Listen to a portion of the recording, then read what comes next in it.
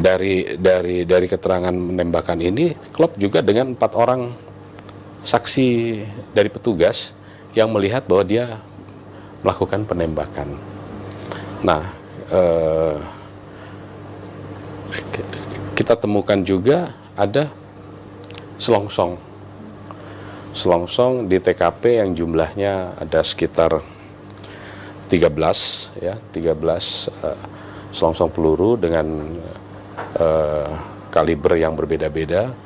Begitu kami mendapatkan informasi peristiwa itu, kemudian mendapatkan berbagai macam masukan dan lain sebagainya, saya berpikir untuk segera melakukan koordinasi dengan sesama Forkopimda, yaitu Pak Danrem, kemudian dan Denpom. Saya minta untuk bisa berkumpul di Polda untuk membahas situasi ini, kemudian sama-sama kita mendekat ke lokasi. Nah, dari situ kemudian bertemu dengan Kapolres Waikanan dan Dim Waikanan, kita berdiskusi panjang lebar. Kemudian pada saat itu yang kita fokuskan adalah untuk bisa segera mengevakuasi ketiga korban ini. Akhirnya ketiga korban ini sudah bisa kita evakuasi ke Rumah Sakit Bayangkara. Nah, perkembangannya sampai dengan saat ini perlu saya sampaikan bahwa ada 2 peristiwa, ya.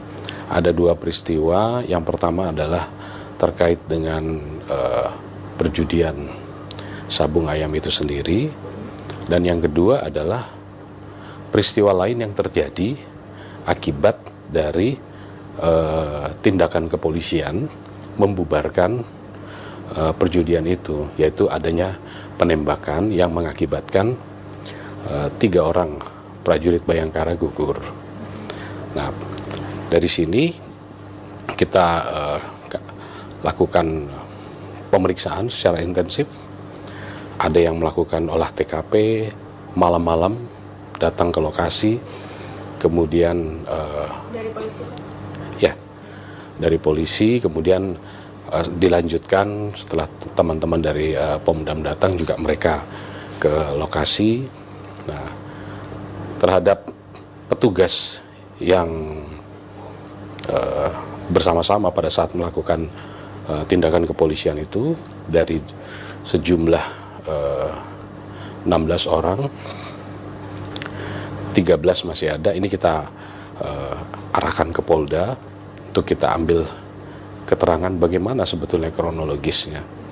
Nah, terhadap kasus atau peristiwa pertama tentang perjudian itu sendiri, ini diawali dari adanya undangan yang tersebar melalui media sosial, Facebook, dan kemudian di-endorse juga oleh salah seorang terduga oknum, ya. Kemudian itu ditindaklanjuti oleh Kapolres untuk bisa menugaskan anggotanya ke sana untuk melakukan tindakan pembubaran. Nah, untuk kasus perjudian, selain 13 orang saksi yang sudah kita periksa, saksi dari pihak kepolisian, kemudian kita juga mengamankan 1 orang, ya, yang berinisial Z, di mana dia juga sebagai pemain yang datang ke situ karena adanya undangan tadi. Nah, dalam kasus perjudian ini sudah banyak barang bukti yang kita sita, ya.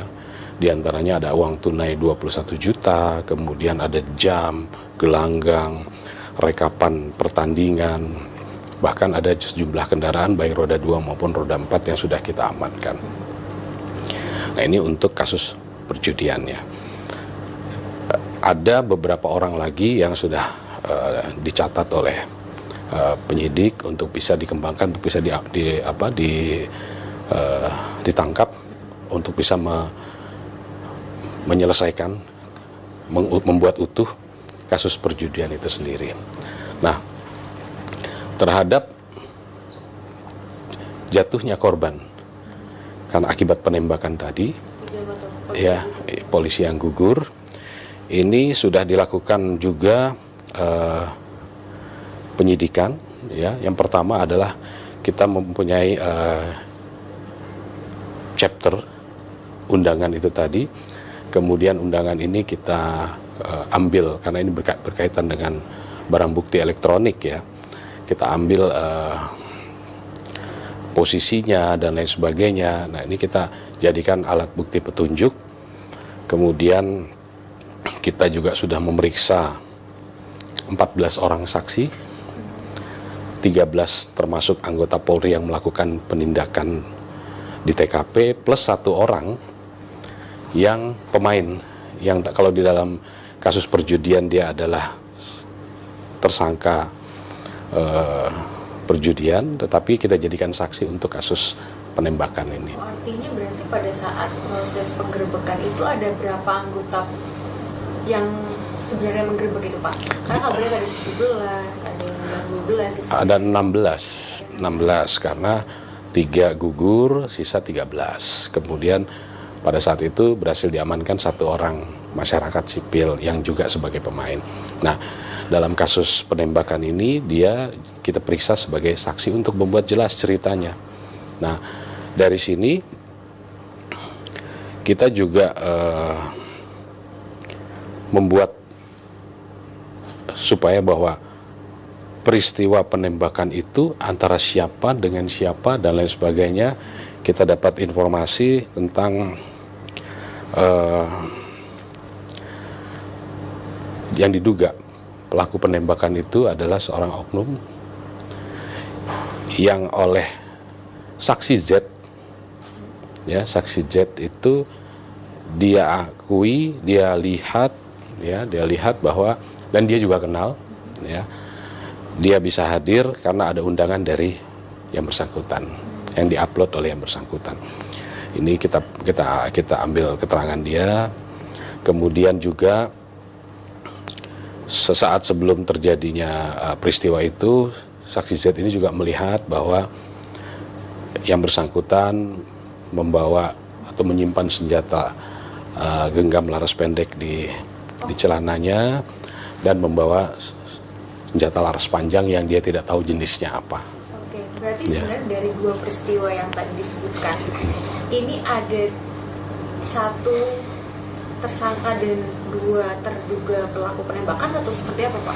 Begini, 2 peristiwa ini untuk perjudian, ini 1 sudah kita tetapkan tersangka, tetapi tidak menutup kemungkinan yang oknum ini juga menjadi tersangka dalam kasus perjudian karena dia diduga sebagai penyelenggara itu.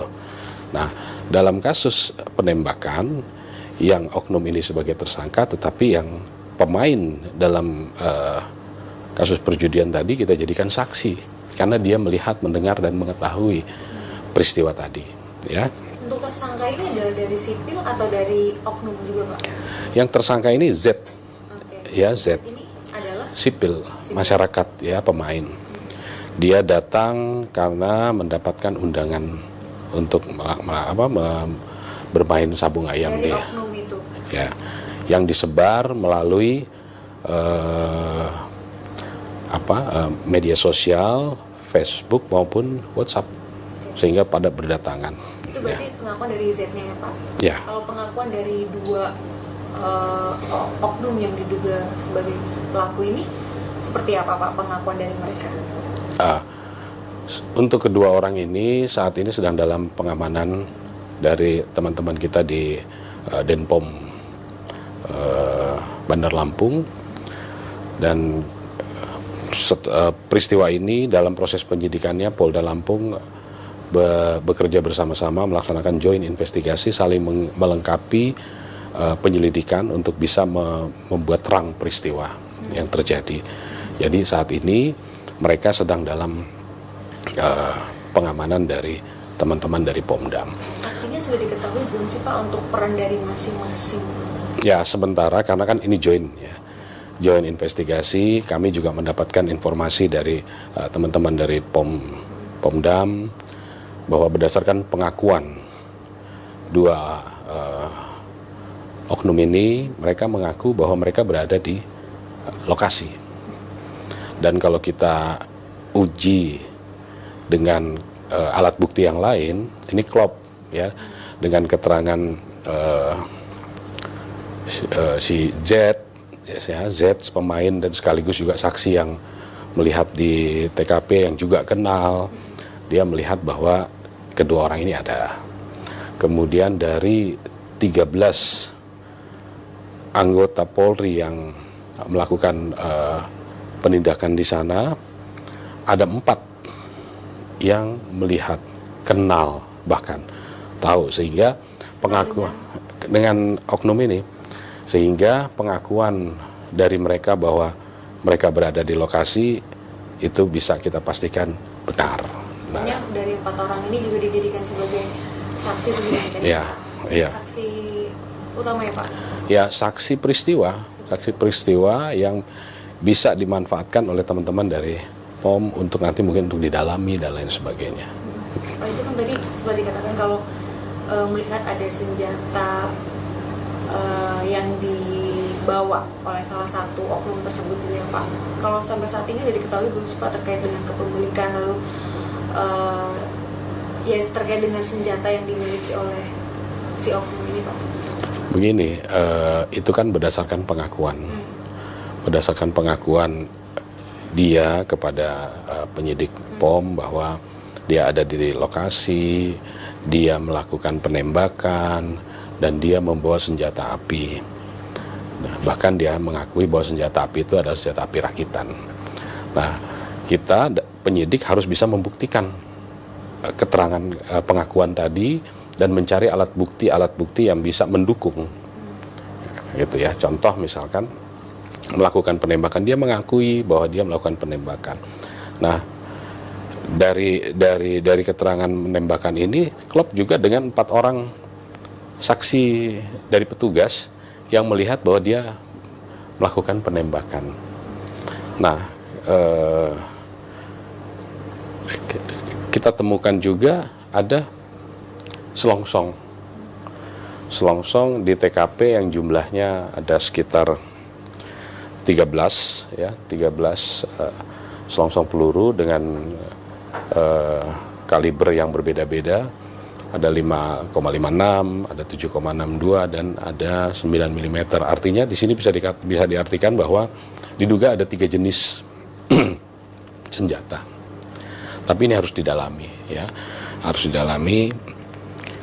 Kemudian tapi nanti dari selongsong itu akan kelihatan ya Pak, maksudnya ini jenis dari senjata apinya apa, mereknya apa, ilegal atau rakitan atau ya paling tidak petunjuk bahwa diduga terdapat 3 jenis senjata, petunjuk ya, 3 jenis senjata. Apakah itu diletuskan dari jenis senjata tertentu? Nah, ini perlu pendalaman lagi. Kemudian polisi sudah melakukan olah TKP di lokasi, ya menemukan tadi selain selongsong, kemudian ada bercak darah. Ini juga kita ambil untuk kita sesuaikan dengan yang ada di baju korban. Pada saat otopsi kita ambil sampel darahnya, ini kita periksakan di lapor untuk nanti hasilnya bisa diketahui bahwa betul itu adalah darah korban sesuai dengan posisi pada saat terjadinya penembakan. Nah, ada juga selongsong yang ditemukan yang mengelompok dalam satu titik, ada kurang lebih dua yang mengelompok, 3 itu berserakan. Nah, ini sedang didalami oleh lapor dan menurut lapor ini menunjukkan searah dengan korban jatuh ya.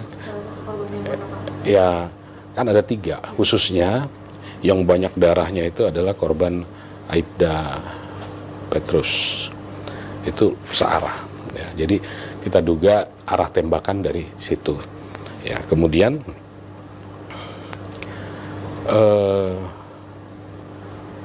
kita juga melakukan pemeriksaan dengan dibawa ke Rumah Sakit Bayangkara, kita melakukan otopsi ya.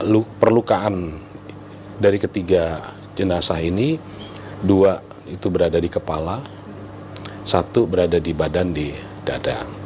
Kemudian dilakukan otopsi. Untuk yang di kepala itu proyektilnya sudah terpecah-pecah, namun yang di badan di dada itu masih utuh.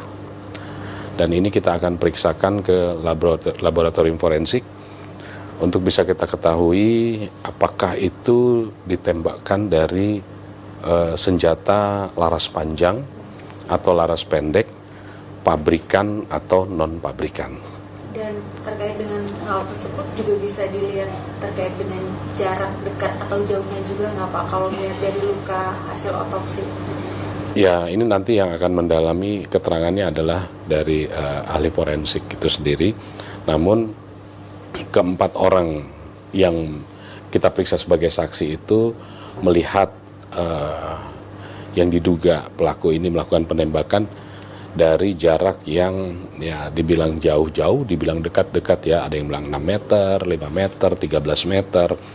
Nah, di antara 4 orang ini juga ada yang kenal betul dengan terduga pelaku ini, sehingga dia bisa memastikan bahwa ini dia melakukan penembakan. Tapi ada keterangan bahwa sebenarnya itu sudah direncanakan gitu nggak sih Pak terkait dengan penembakan ini? Maksudnya penembakan yang menembak polisi? Iya. Kita belum menemukan informasi lebih lanjut tentang itu. Oke. Pak, ini kan menggerebek judi sabung ayam, terus lokasinya juga jauh dan susah untuk ditempuh gitu. Apakah dari polisi pada saat kesana ini mungkin tidak menggunakan baju anti peluru atau apa gitu Pak, atau seperti apa sih Pak, maksudnya sampai bisa terkena tembakan gitu Pak? Kalau biasanya kan mungkin akan ada antisipasi hal-hal tersebut. Begini, jadi sehari sebelumnya memang sudah ada informasi. Kapolres menindaklanjuti. Ini adalah salah satu bentuk respon cepat dari pihak kepolisian terhadap setiap laporan yang ada yang masuk dari masyarakat. Apalagi ini disampaikan bahwa ada perjudian sabung ayam di wilayah hukum Polsek Negara Batin. Jarak tempuh, waktu tempuh dari Polres itu ke lokasi itu bisa sekitar 3,5 jam. Artinya ini sangat jauh, ya. Sehingga ditugaskan anggota Serse bersama-sama Kapolsek Negara Batin untuk bisa melakukan tindakan pembubaran. Jadi target menurut Kapolres melaporkan kepada saya bahwa tujuannya adalah untuk membubarkan. Nah, apakah menggunakan body vest? Ada yang menggunakan, ada yang tidak. Nah, kalau kita lihat korban almarhum Galip, dia menggunakan tapi kenanya di kepala, ya. Jadi peralatan sudah yang ada digunakan, tetapi memang perkenaannya bukan di badan, di kepala. Nah ini dan itu semua perkenaan luka itu menyebabkan kematian. Gitu. Oke Pak, nah kita lihat sedikit ke soal sabung ayam sendiri Pak. Fenomena sabung ayam di Lampung ini ternyata masih terjadi, dan kalau kita lihat kan tadi Bapak sempat bilang ini tuh nggak hanya warga Lampung, bahkan ada kendaraan-kendaraan plat dari luar Lampung gitu. Adanya kan mungkin ini sudah terdengar, tapi memang segmennya segmented banget gitu. Nah ini sebenarnya gimana sih Pak? Begini, saya tidak berani mengatakan bahwa sabung ayam tidak ada. Artinya mungkin saja ada, dan ini fakta memang ada. Sehingga bagaimana kita melakukan upaya penindakan, dan mereka selalu melakukan di tempat-tempat yang terpencil, dan sepertinya mungkin ada semacam komunitasnya, ya. Nah, untuk peristiwa kemarin itu undangan datang banyak dari luar Lampung. Kenapa kami katakan banyak dari luar Lampung? Ya kita lihat dari kendaraan yang ada, baik roda 2 maupun roda 4 itu selain BE, BG, A, B juga ada, sehingga mungkin ini komunitas mereka kumpul di sana. Dan kadang juga ini berpindah-pindah. Artinya begini, fenomena ini ada, dan ada juga beberapa tempat yang sudah kita lakukan pembubaran, penindakan, tapi memang karena lokasinya yang terpencil, jauh, sehingga mungkin tidak terjangkau oleh patroli-patroli dari kepolisian.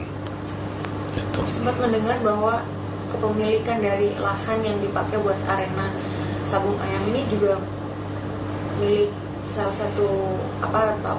Sebetulnya begini, itu adalah kawasan register 44, ya, tidak boleh dimiliki. Nah, tapi berdasarkan informasi di sekitar, ya, dia mengelola tempat itu adalah yang diduga sebagai oknum ini. Salah satu pelaku. Ya. Oke, berarti memang tapi masih akan didalami nggak, Pak, terkait dengan si oknum ini memiliki peran apa, lalu bagaimana kesehariannya? Ya, ini semua sekarang kita serahkan kepada teman-teman dari POM untuk melakukan pendalaman. Kami pada posisi juga mencari, mengumpulkan informasi maupun alat bukti yang konstruktif untuk bisa kita support. Ya, artinya dua peristiwa ini harus firm, ya, baik itu perjudiannya maupun peristiwa penembakan ini. Untuk kelanjutannya, Pak, gimana? Kelanjutan, saya tetap memerintahkan anggota saya untuk tidak ragu-ragu, ya, tidak boleh ragu menindak segala bentuk kejahatan, dan harus tetap merespon dengan cepat apapun, ya, baik khususnya keluhan-keluhan masyarakat harus bisa kita respon dengan cepat. Jadi peristiwa ini di satu sisi membuat kita prihatin, tetapi kita tidak boleh patah semangat, tetap harus semangat. Ya. Proses hukumnya nanti kelanjutannya seperti apa? Terus hukum dari dua pelaku, dan katanya nanti kan akan ada, mungkin saja akan ada terduga pelaku bertambah gitu. Ya, semua kemungkinan bisa saja terjadi karena ini kan tempat dan orang yang sangat banyak, artinya bisa saja bertambah. Nah, dan karena ini sudah joint investigation, tentu semua akan diproses sesuai dengan porsi dan takaran serta persangkaan, kemudian juga aturan perundang-undangan yang berlaku bagi kedua belah pihak, gitu. Baik itu mungkin yang sipil, mungkin TNI, itu pasti, ya. Pak Panglima tadi Pangdam maksudnya sudah menyampaikan pada kita, sepakat bahwa ini kita harus usut secara tuntas. Ya. Ya.